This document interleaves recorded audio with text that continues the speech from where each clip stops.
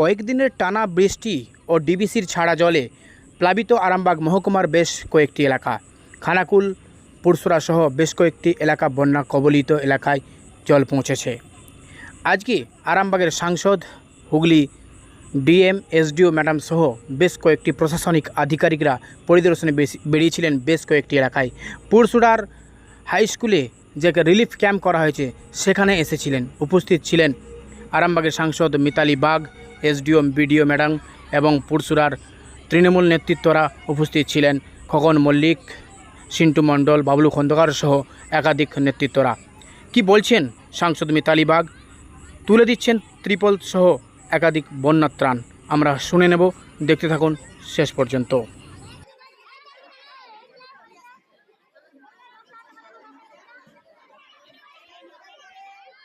শিবিরে আসুন।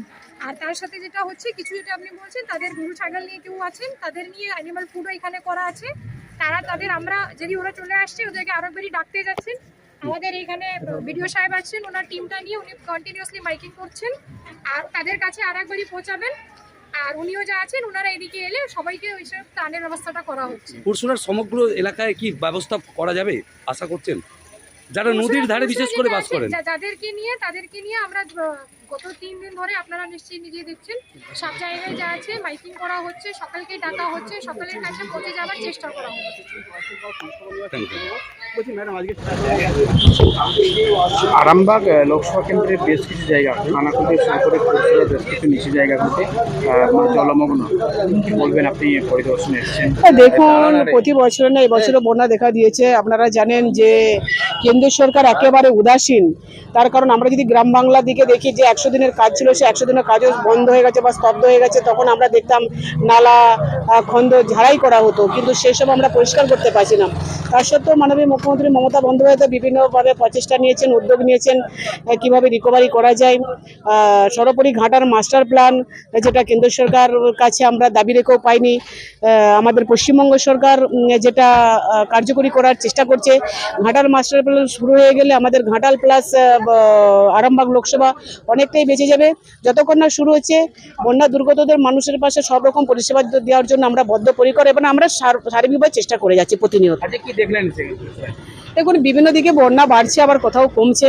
আমরা যেখানে একেবারে চরের দিকে যারা আছে তাদেরকে একটু আমরা তিরপল থেকে শুরু করে, জামা কাপড় থেকে শুরু করে, খাবার দাবার এবং বাচ্চাদের খাবার দাবার, গবাদি পশুর খাবার দাবার সার্বিকভাবে আমরা শুরু করে যাচ্ছি। গ্রামে একবারে বেশ কয়েকটি পরিবার জলবন্দী। আমরা সার্বিক নজর রেখেছি। প্রশাসন থেকে শুরু করে সার্বিক নজর রেখেছি, কোনো মানুষ কোনো অবস্থায় যাতে ক্ষতিগ্রস্ত না হয়। পুরসুরার বেশ কিছু জায়গা জলমগ্ন। কি ভাবছেন পুরসুরাকে নিয়ে? যশার গ্রামে বেশ কয়েকটি পরিবার একেবারে জলবন্দী, তারা বাইরে বেরোতে পারছে না। তারা 2টি নৌকার জন্য বলেছে প্রশাসন। আমরা জানি যশোরটা এমনিতে চারিদিকে জল দিয়ে, আপনারা জানেন বর্ষাকালে ডিসকানেক্ট হয়ে যায়। ওদের একটা রোড আছে, রোডে সাবমার্জড হয়েছে, কিন্তু সেটাতে যারা যাওয়া আসা করতে পারছে।